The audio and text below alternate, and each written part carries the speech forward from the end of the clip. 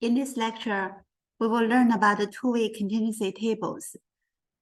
The two-way contingency tables generally are collected count data that's stored in a table. So-called two-way means that you have a two of the variables, one listing for the row, the other for the column. For example, the one shown here, it has I rows and j columns. The first row collects the counts from that first condition under j different scenarios. Inside of the table has to be count instead of other variables. And we will talk about the two commonly encountered situations of such table. One situation is if we have the rows, each row represents a population of interest. And then this population can be split into different categories. The number of columns in the table is the number of categories. And for the data that comes from a sample from the ice population and the count falling into each of the category is collected, and that's what we see inside of the table. For example, let's consider 3 stores, department stores, JCPenney, Dillard, and Macy's. For each of these department stores, they have a different payment method: cash, check, store credit, credit card, and so on.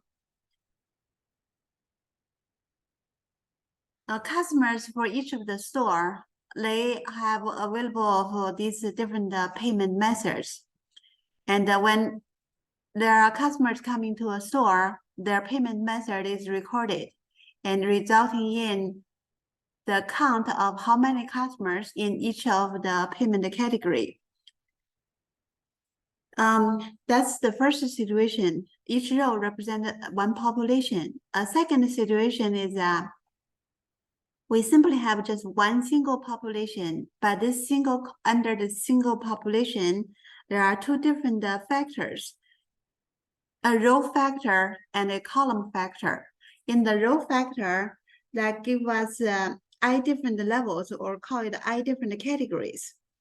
And then for the column factor, there are j levels, or we can say there are j categories associated with the column factor. A single sample is now taken, and that's from this population. And then we count how many of the individuals fall into each of the cell inside of the table. This cell, of course, designated by the category in the row at the level of that row factor, and also the category in the column, which is the level of the column factor. Again, let's look at, for example, customers making a purchase in one store, for example, from Dillard. The customers, this customer might purchase the clothes, like women's clothing or men's clothing or beddings and so on. So there might be multiple departments inside of the Dillard store. So we put the I here to represent the number of departments inside of the Dillard store, and the column here still refers to the different payment methods. And the cell is for each of the department category, how many of the customers' payments are in that using that method. In fact, these two situations, situation 1 and situation 2, they are really very similar.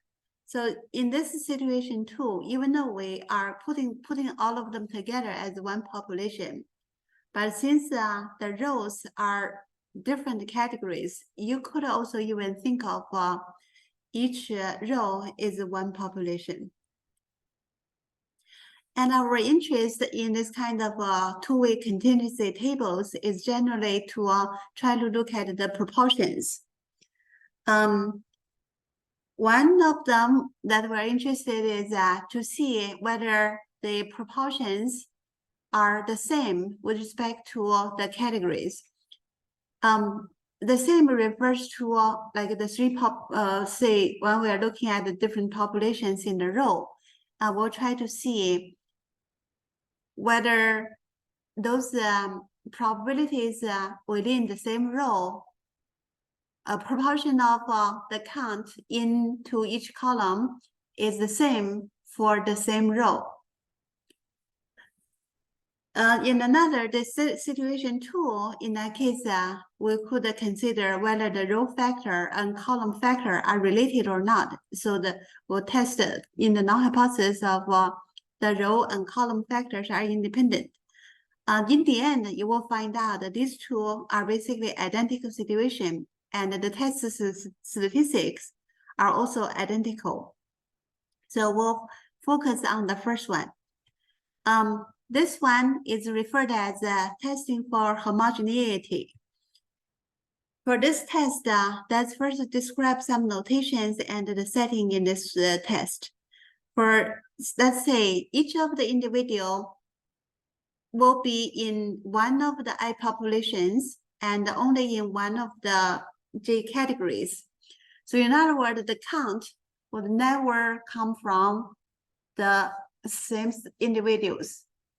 Each of the count inside of the cell was only from, it's an aggregate of different individuals. Any one individual will never be counted multiple times. In the ith row, that's for the ith population, let's say we have a total of ni individuals. And then when we combine all the rows, the total number of individuals would be n1 plus n2 plus up to ni. And within the cell in the ith row and j's column, that's using notation n sub ij. And for the row total number of individuals, we can use ni or use ni dot to represent is the sum over the column indices. Similarly, when we consider the total count within the same column, we can also use the n dot j to represent the total count within the same column, the j's column. So this ni dot is the row sum and n dot j is the column sum. The dot is what is being summed up. So if you see the dot happens at the second subscript, that means all those over the second subscript was summed up. Okay, so that's the notation. For the row sum, n1 dot would be all those in the first row being added together. And n2 dot would be all those in the second row, the count added together. Keep going until you get the last row. And for the column count, those in the first column, when you add them up, you will get the n dot 1. And those from the second column, you get n dot 2, and so on. So this is the row sums and column sums. Why do we need these row sums and column sums? This will help us to consider the estimation of those probability or proportions. Let's first write what is our hypothesis. We are interested in comparing proportions, so that's denote the proportion of individuals in the population I that falls into category J as the P sub ij. And this null hypothesis of homogeneity is simply just that the proportions of people or individuals in all the categories is the same when we look at within each population. So it's like the P1J, P2J up to the Pij is equal. So proportion of the category J. So basically you're looking at the one column in the table. And within that one column, those proportions from different rows, they are identical. This is true for the first column, and it's also true for the second column, and it's also true for the third column, and so on. So that's this hypothesis. And when this hypothesis is true, you know, the same column, all of them have the same proportion. Therefore, we can just use the P sub 1, P sub 2, and up to P sub j to denote these proportions in the different columns. And these proportions, we can estimate them when we try to consider to test the hypothesis. So basically, if the null hypothesis is true, we are using this common proportion within the same column. And that is that's attached to this null hypothesis. So if we have this j's column have a proportion of p sub j, then this ith row j's column inside of there, when we try to consider the count, the average count in that case is simply we're looking at within the ith population. It's in the j's column. So when we try to consider all of those subjects or individuals in the ith population within the sample is either in that j's population or they are not in the j's population. So you can think about the count in the j's category versus not in the j's category as the binomial.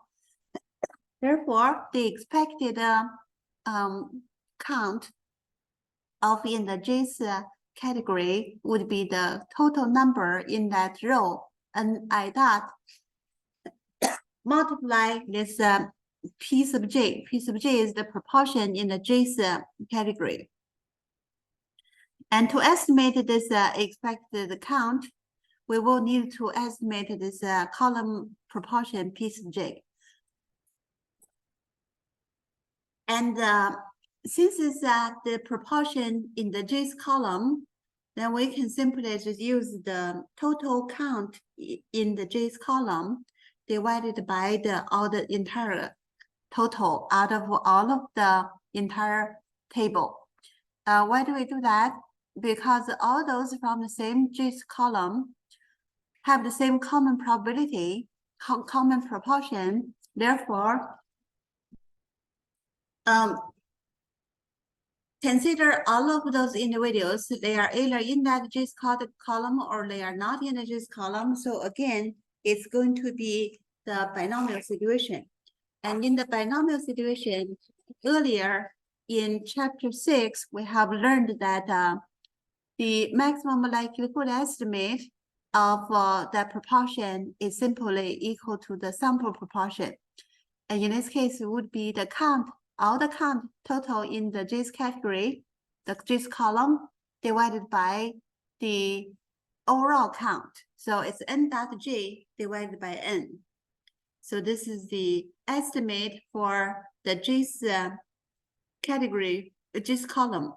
And once we have this MLE estimate, and then the expected count, its maximum likelihood estimate will simply be the ni times the p hat sub j. Okay, so ni times the p hat sub j, that's simply ni times n dot j over n. And this give us the expected count for the ith row j's column. So if we try to look at this computation, it's simply the ith row sum multiply the j's column sum and divided by the total. So this is the expected cell count for the ij cell. Okay, ij cell is the row count from the ith row sum from the ith row times the column sum from the j's column, and then divided by the total count. So that's the expected cell count. This expected cell count give us the situation under the null hypothesis, because we estimated the common column probability under the assumption that the null hypothesis is correct. When we perform a hypothesis test, we'll try to compare this situation versus the case that does not rely on the null hypothesis. Okay, so we'll do that. The observed cell count versus the estimated cell count, which is the expected estimated, and then consider their difference. But again, if we just look at the difference, we'll end up in the end cancel out. So we can see the squared difference. And for the squared difference, if we divide it by the expected count, this will become a statistic that has a chi-square distribution. Earlier, we have learned that the chi-square distribution is a very skewed distribution, and it has a degrees of freedom. The degrees of freedom simply equal to the number of free entries inside of there. In this case, it's the chi-square distribution with I-1 times J-1 degrees of freedom. I'll explain the degrees of freedom on the next slide. So on this slide, just get familiar with the test statistic. It's the observed minus the expected cell count and squared, and then divided by the expected cell count. We sum up all of the rows or columns. This gives us the test statistic. And for this test statistic, we'll try to see whether the computed value from this test statistic is too extreme or not. Because we know the chi-square distribution is a skewed distribution, and if the expected cell count and the observed cell count are different, in that case, this statistic will be large. And if the null hypothesis is true, the observed cell count and the expected cell count should not differ too much. So for the evidence against the null hypothesis, we'll try to look at the upper tail. So if the observed test statistic value is too large on the right-hand side, then that gives us evidence that the null hypothesis is not correct. Regarding the degrees of freedom, why this is I-1 times J-1. Total number of free values, and then minus the number of values that we used to estimate unknown parameters. That's the general rule of thumb of considering degrees of freedom. So how many free values do we have here? Each row, we have the count. So N11, N12, N13, and so on. But what we know is that on the first row, the count total is going to be N1 dot. So if we know N1 dot is given, not all of those not all of those J values are free. Only J-1 of them are free, so that the sum could be equal to the given total. So that's for the first row. Similarly, for the second row, all of the counts need to add up to N2 dot, and therefore there are only J-1 of them being free. Continue this way, you will find all of the rows, there are J-1 free of the cell counts. Therefore, the total number of free ones is simply I times the J-1. That's before we try to estimate any of the unknown parameters. In the construction of the test statistic, we have to estimate the column proportion. The proportion for the first column is estimated by N.1 divided by N. So that's one estimate. Similarly, the second column probability is also estimated. And the different columns, after we finish estimating, there are J columns, but all the J columns proportion need to add up to 1. Therefore, even though we estimated the J proportions, only J-1 of them are truly needed, because the last one is always 1 minus the rest of the column proportions. Therefore, in the end, the total number of free ones minus those that we estimated parameters, so it's I times J-1 minus the J minus 1. In the end, what we get is the product of the two, J minus 1 times I minus 1. So that's the degrees of freedom. For you to use this number, just remember this number. That's relatively easy. I minus 1 times J minus 1 is the degrees of freedom. Here's an example of this Chi-square test.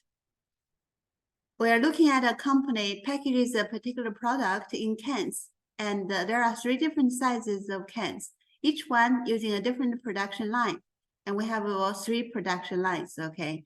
Most cans conform to specifications, but a quality control engineer has identified some reasons for non-conformance. There are 5 of these reasons of non-conformance, like blemish on the can, crack in the can, improper pull tab location, or the pull tab is missing, and others. So these are the 5 different reasons for non-conformity, and there were 3 production lines. So the data would be the 3 rows with 5 columns. Each row are the count from the same production line. Like here, in the first row, we see 31, 68, 17, and so on. That means that from the production line 1, there were 31 of those products that have blemish in the can. And there were 36 of them that have cracked can, and so on. So this gives us the two-way contingency table.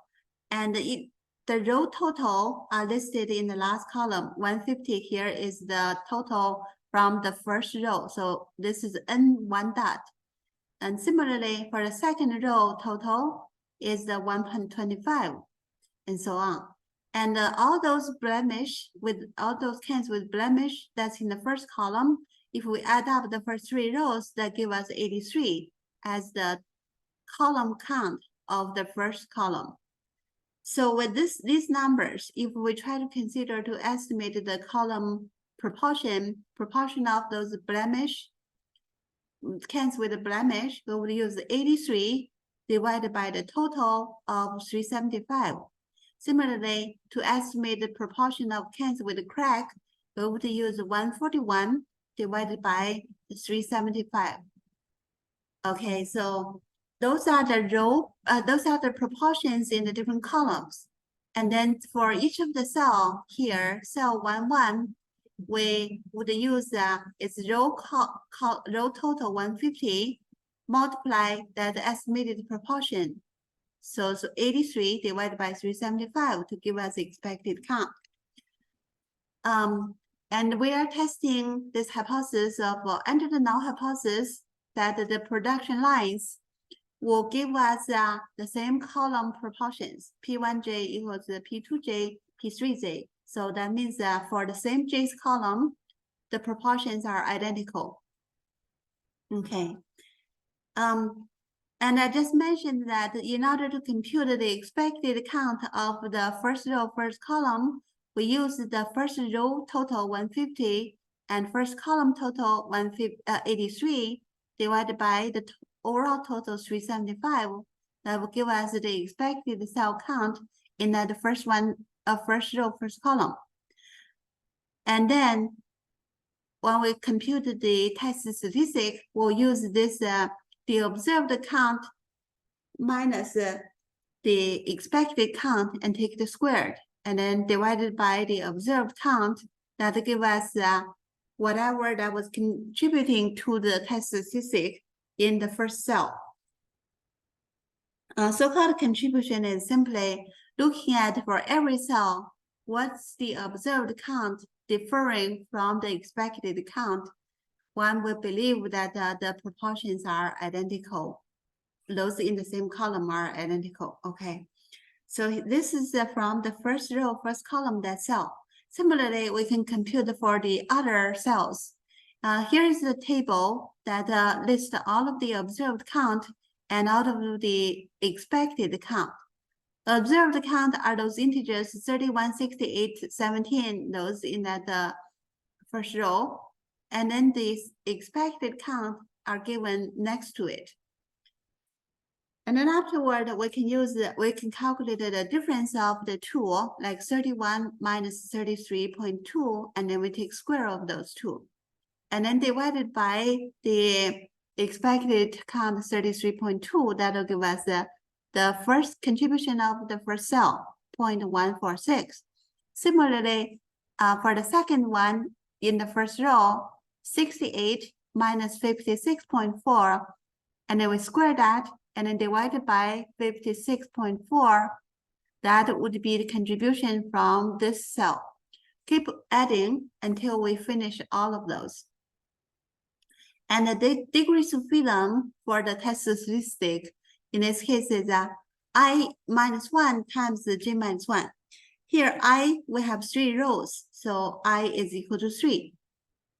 J, we have 5 columns, so it's 5 minus 1. 3 minus 1 times 5 minus 1, that gives us the 8.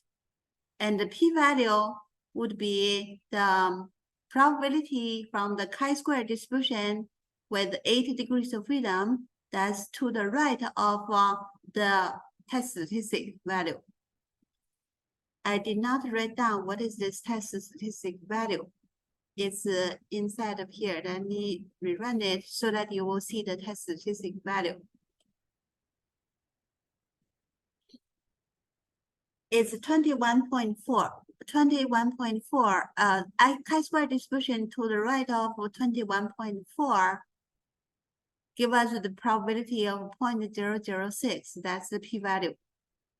Okay.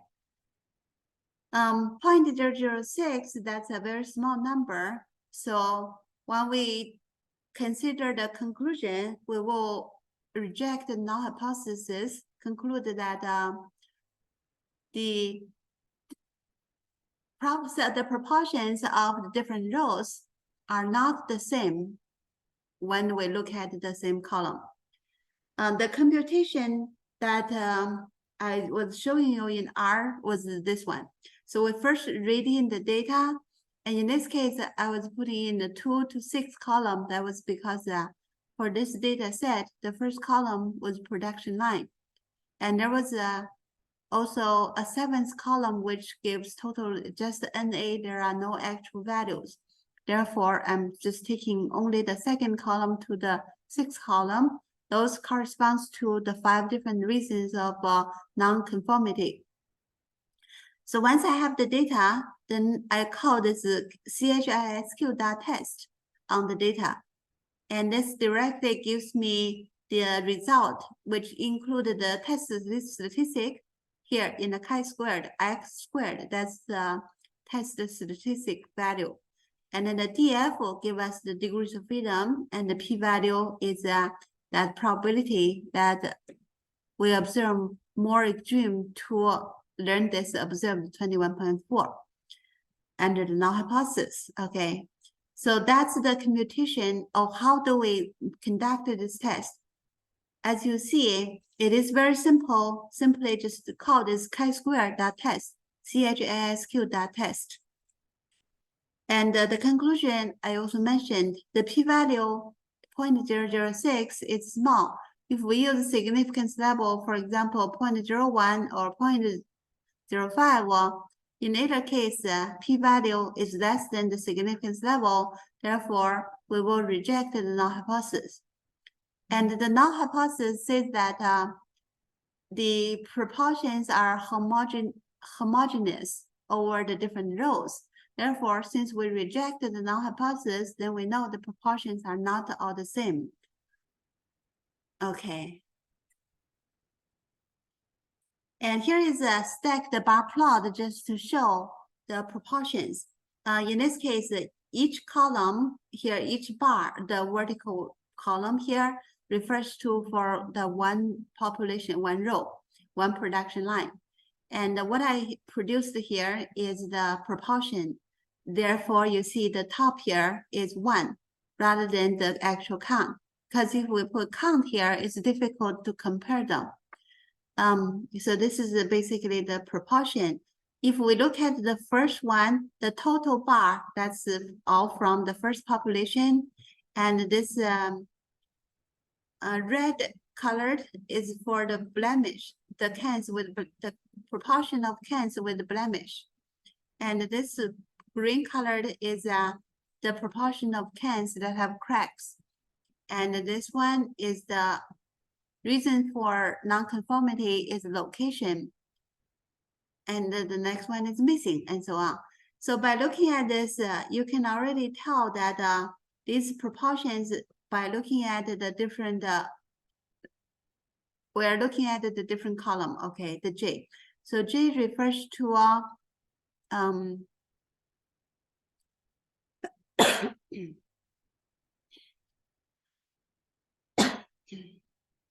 like this one here, this is talking about the first column. That's the first column.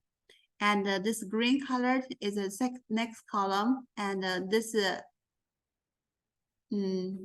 greener color is third column, so on. So when we try to compare these three of the same color, we can tell they do not seem to be same. For this, whatever color, I think is red or close to red or pink. This color, mostly the third production line produces more of that nonconformity.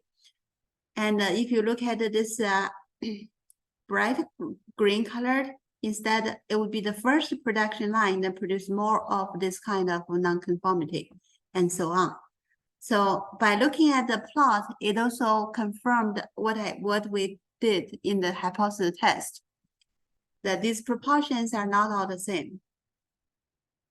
Okay, so that summarizes what we learned about this test of contingency. In the null hypothesis is the homogeneity, means the probabilities of those in the same column are the same. So we're looking at the first column, the probability in the first row, or probability in the second row, probability in the third row. As long as they are in the same column, then their probabilities are identical. This is the null hypothesis. And how do we conduct the hypothesis test? We simply use this information of common probability within the same column to calculate the expected cell count. And then we compare the observed cell count with the expected cell count and square it. And afterward, we divide it by the expected cell count. The reason that we divided by the expected cell count, this is because that's roughly, in this particular case, this ratio gives us the standardized value. And then when we sum up all of those observed, the difference, squared difference of observed and expected cell count, squared differences, and divided by the expected cell count. This would have chi-square distribution with the degrees of freedom equal to I-1 times J-1. If the null hypothesis is false, then the observed cell count and the expected cell count will differ more than if null hypothesis is true. Therefore, the square of the deviation will become big. Accordingly, the test statistic will become big. So we have an upper tailed test. The p-value computes the probability of the chi-square distribution to the right of the test statistic. That's the p-value. If the p-value is smaller than significance level, we believe that there is evidence to suggest that these proportions from different rows are not identical, even when we consider the same column. Okay, so that's all for this test of contingency in the homogeneity situation. The next part is the test for independence, but still it's within the two-way contingency table. And that's for the situation 2, where the row and columns are just the levels of the row factor and column factors. They are basically the same. If we go through that, you will see the test statistic is identical to what we just did. So that's all for this one, for the contingency test, test for contingency table.